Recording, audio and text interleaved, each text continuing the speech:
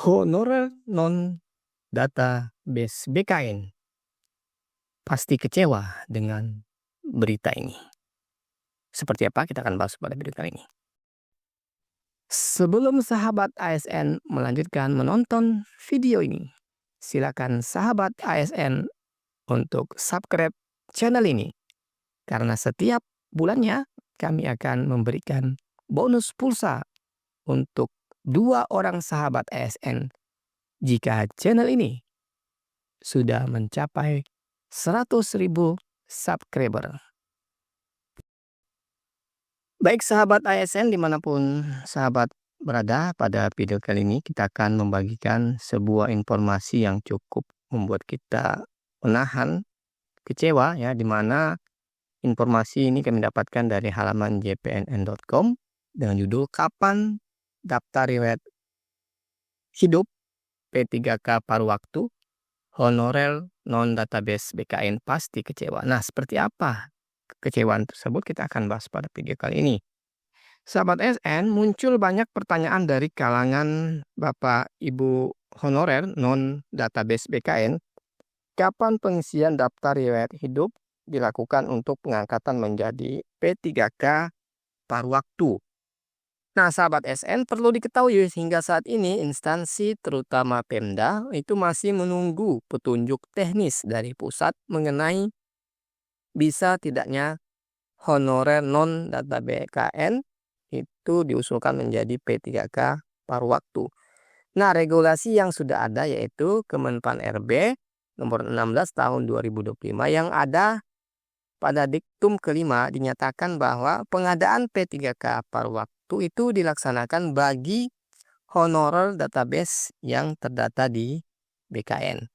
Sehingga sahabat ASN, Ketua Umum Asosiasi Pegawai Pemerintah dengan Perjanjian Kerja Indonesia atau AP3KI, Nur Baiti, mengatakan bahwa memang belum ada sinyal dari pusat mengenai pengisian daftar riwayat hidup untuk honorer non-database BKN yang diangkat menjadi P3K paruh waktu.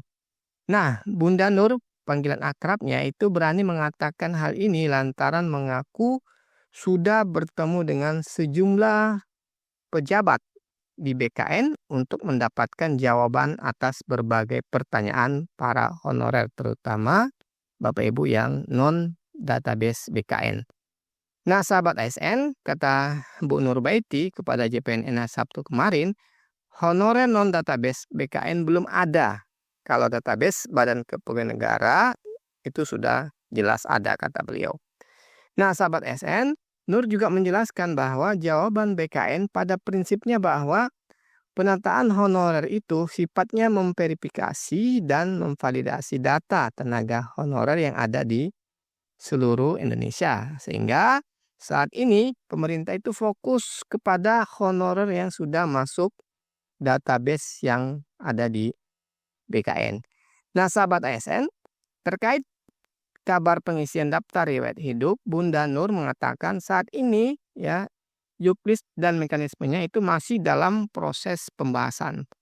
Nah, proses ini pastinya akan tentu menunggu waktu pengumuman kelulusan P3 tahap 2 yang akan disusul penerapan kebijakan optimalisasi formasi. Nah, kata beliau sudah pasti ada penerapan optimalisasi honorer database BKN akan lebih diprioritaskan dibanding dengan honorer non-database BKN. Nah, sahabat SN, setelah optimalisasi diterapkan, ternyata masih ada sisa honorer peserta seleksi tahap 1 dan tahap 2 yang tidak kebagian formasi. Nah, setelah itu berubah masuk pada pengangkatan menjadi P3K paruh waktu, sahabat SN. Nah, itu pun harus melalui usulan pejabat pembina kepegawaian atau PPK, sahabat SN. Nah, jika PPK sudah mengusulkan, barulah honorer itu bisa mengisi daftar riwayat hidup. Nah, sahabat SN, beliau menerangkan dikutip dari penjelasan BKN bahwa bagaimana mau isi DRH kalau usulan formasinya itu belum ada, karena pastinya nanti itu berhubungan dengan tempat tugas dari honorer tersebut ya. Ibaratnya seperti bagaimana mau diberikan sofa tamu kalau rumahnya saja belum ada. Itu sebabnya diperlukan komunikasi ke daerah masing-masing. Nah, sahabat ASN, kata beliau, kami diminta juga untuk bersabar karena pada prinsipnya pemerintah itu akan mencarikan solusi yang terbaik sesuai dengan amanah Undang-Undang ASN nomor 20 tahun 2023. Nah, kata beliau, semua masukan akan disampaikan kepada Kepala BKN Bapak Profesor Zudan Arif untuk tindak langkah berikutnya, kata beliau. Nah, sahabat SN, Kepala Badan Kepegawaian Negara BKN Zudan Arif meminta instansi pusat dan Pemda untuk melakukan atau mulai mempersiapkan pengusulan pengangkatan P3K paruh waktu. Nah, kata beliau,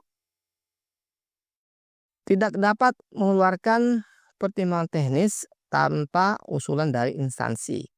Nah, kemudian pengusulan pengangkatan P3K paruh waktu harus segera dipersiapkan karena tahun ini 2025 merupakan tahun terakhir dalam penataan ASN dari tenaga honorer karena ke depan pemerintah akan fokus pada perekrutan dari sarjana fresh grade, Bapak Ibu.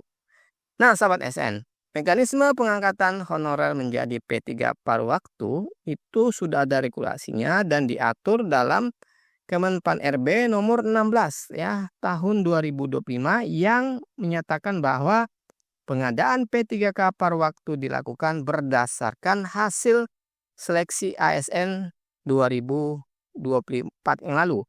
Nah, sahabat ASN, pada diktum kelima Kemenpan RB nomor 16 tahun 2025 ya, tertanggal 13 Januari 2025 dinyatakan bahwa pengadaan P3K paruh waktu dilaksanakan bagi honorer database BKN dengan ketentuan sebagai berikut, sahabat ASN. Pertama, itu telah mengikuti seleksi CPNS tahun anggaran 2025 namun tidak lulus. Kemudian, poin kedua adalah telah mengikuti seluruh tahapan seleksi P3K tahun anggaran 2025 namun tidak dapat mengisi lowongan kebutuhan.